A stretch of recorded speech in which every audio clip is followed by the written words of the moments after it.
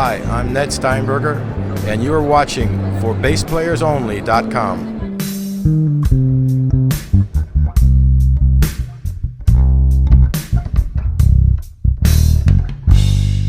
Hi everyone, John Liebman here. You're watching for BassPlayersOnly.com. Coming to you today from the 2016 Frankfurt MusikMesse, Frankfurt, Germany, with our very special guest today, Mr.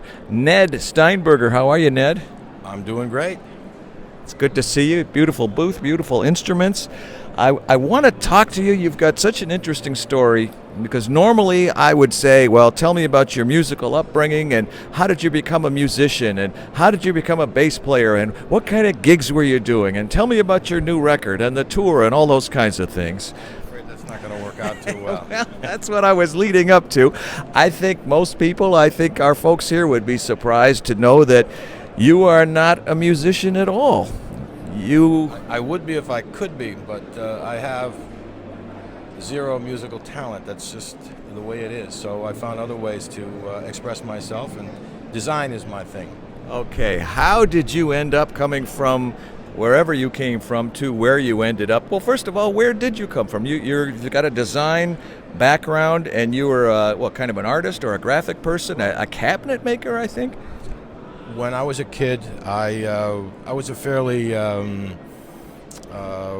solo kind of personality. I didn't have a lot of friends. I ended up spending a lot of time in our basement in my house where I grew up. My father had some simple tools, and I just took to making things and always designed my own stuff. I ended up buying more equipment and got pretty serious about making things. So at that time, I had no career aspirations. I just was into it. What, was your father into that kind of thing as well? Did he have an artistic background? Did he like to make things, create things? My father was a scientist, is a scientist, I should say. And his interest was really was minimal, but he liked to make things. But again, he had no power tools. He was very kind of old school, I guess you would say, and it was a kind of a love of the tradition of craft, and he liked to do some things, but very little, really. He was too busy doing his work. But again, I just took to it immediately, and I can remember so many nights when I'd be working down in the basement, and my mother would open the door to the basement at 11 o'clock or so. Here I am just in junior high school or whatever, and she'd say, okay, I'm going to bed now, Ned. And I'd say, okay, good night, Mom. And I'd just be down there puttering around, making stuff. I loved it. I'm sure they appreciated you didn't have power tools to make noise, but I don't know, probably hammering and things I like had power tools by then, trust me. Well, how did you transition from that to this? Fill in some of the gaps for us. At art school, at a certain point, I realized that as an artist, I just was not satisfied with my work. I became more interested in combining my practical interest in how things are made, how they work, how to create structures that would function, and combine that with an aesthetic appreciation of how they look and how people interact with them. So I became interested in being a designer. I wasn't trained as a designer because this was an art school. I was trained as an artist, which is different. What school was that? This is a Maryland Institute College of Art. It's an excellent school.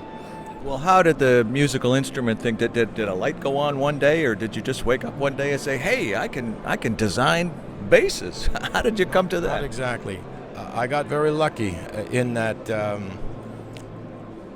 I was also making my living as a cabinet maker. I worked for someone for a while part-time, and then that business came to an end. I needed to find a new way to work and survive. And I got very lucky because I found out about this woodworking co-op in Brooklyn. The benefit of the co-op for me is that I had very low overhead, which meant that I didn't have to spend all my time working to pay the overhead. I had a lot of freedom. And one of the guys in the co-op was Stuart Spector. and Stewart was making guitars at the time, and he was kind of under pressure from his dealers to make basses, because the guitar business is really so dominated by Fender and Gibson. It's very difficult to kind of come in with a new shape, new style, and the stores were saying, really this stuff is not selling. But bass players, they'd be into this stuff if you could make some basses. And that was a bit of a rough situation for Stewart. He's a guitar player. He wasn't really focused on basses at the time. So I volunteered basically to take a shot at it. It seemed like a really interesting thing. Musical instruments. I mean, what could be more fun to do than to design and build musical instruments? A chair is great, but what is the real value of a chair? You sit on it. You don't make art with a chair. So the lure of a musical instrument was strong for me, and that's how I ended up getting in the business. I designed a bass for Stewart, and he's still making it today. He just had his 40th anniversary.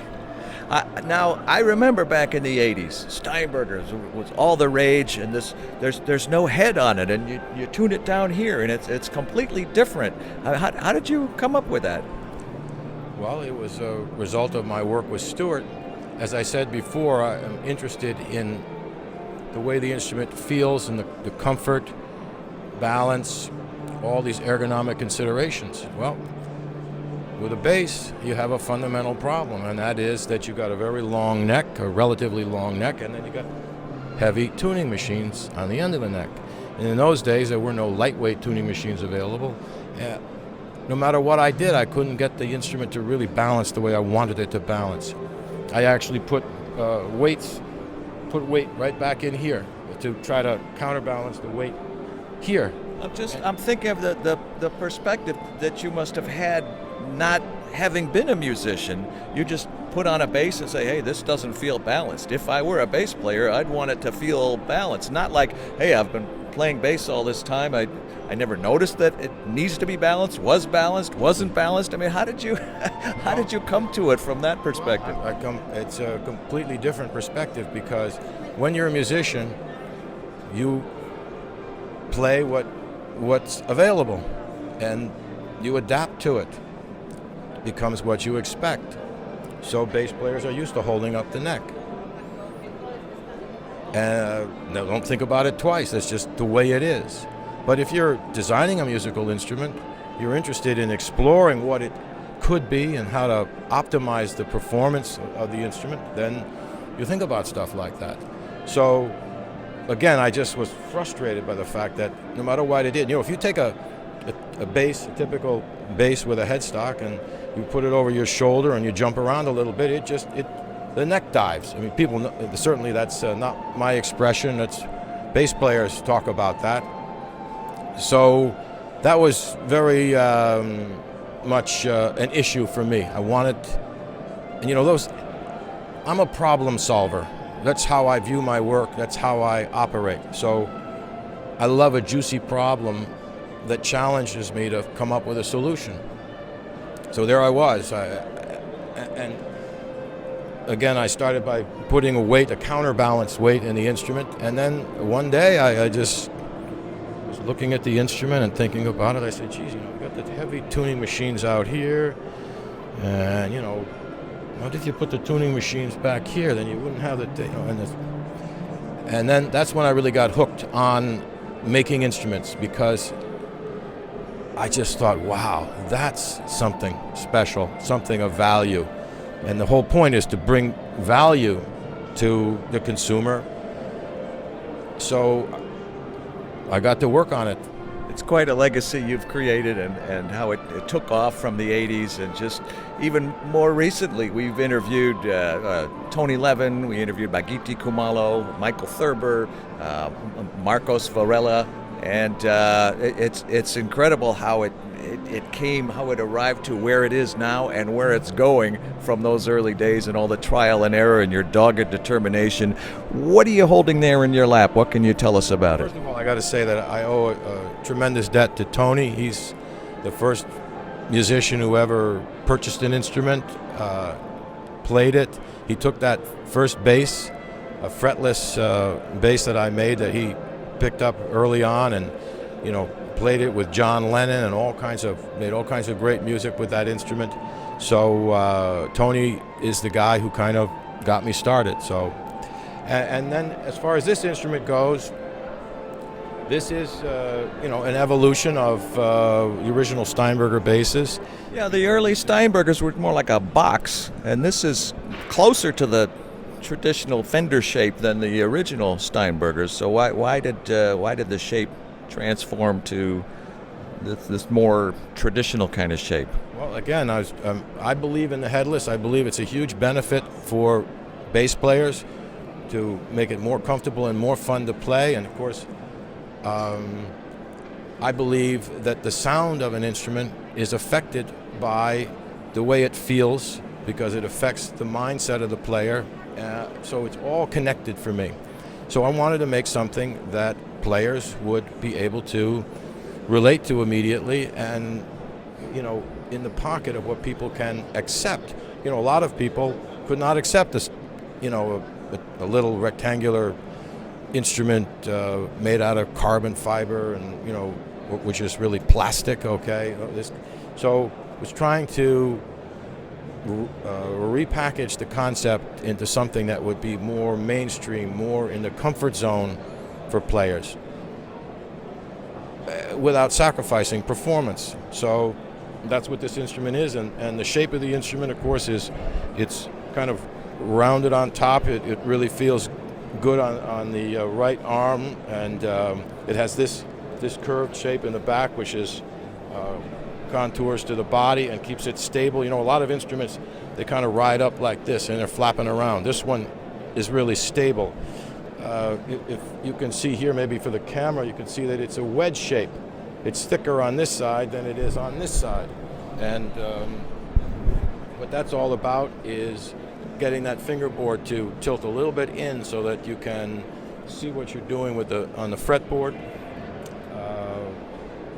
So, how about the electronics? Okay, the electronics are pretty interesting. These are pickups that are custom made for us by EMG.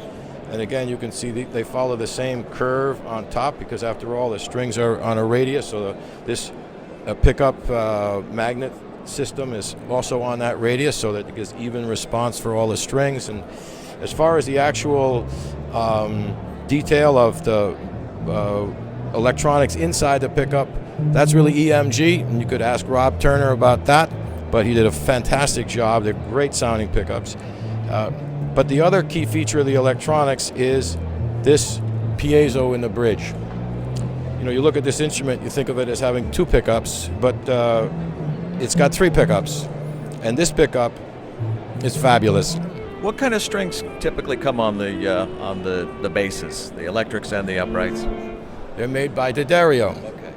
How about the future, Ned, for you and for NS Design? What else can we look forward to? What do you got to be tinkering with something, I would imagine. First of all, I've been doing a lot of work on our new guitar, 6-string guitar. When will those hit the streets? Yeah, I figured you were going to ask that. Well, they want to know. I think we're going to be able to have it for this upcoming January NAMM show. NAMM 2017. That's the plan. Okay. So we can interview you again. Our newest site is called forguitarplayersonly.com, so we can switch hats and go in a whole different direction on that one. Well, Ned Steinberger, it's a fascinating story, and congratulations. You are truly to be commended on the history of your company, your design, and how you ended up where you are from wherever you might have thought you were going when you first enrolled in art school, and the music community in general and the bass community in particular, plus cellos and the other instruments. We're all very happy to have you as one of us. I have to say that I am very grateful and appreciative of the reception I've had for my work, and it's just been a fantastic opportunity to make instruments, and I just want to thank everybody for the support. Well, thank you again, and we look forward to all that great stuff, the guitars and the further advances in the basses and everything else. Congratulations, Ned Steinberger. Much luck. Continued success to you always. From the 2016 Frankfurt MusikMesse, Frankfurt, Germany, with the man himself, Mr. Ned Steinberger. I'm John Liebman. You're watching for BassPlayersOnly.com.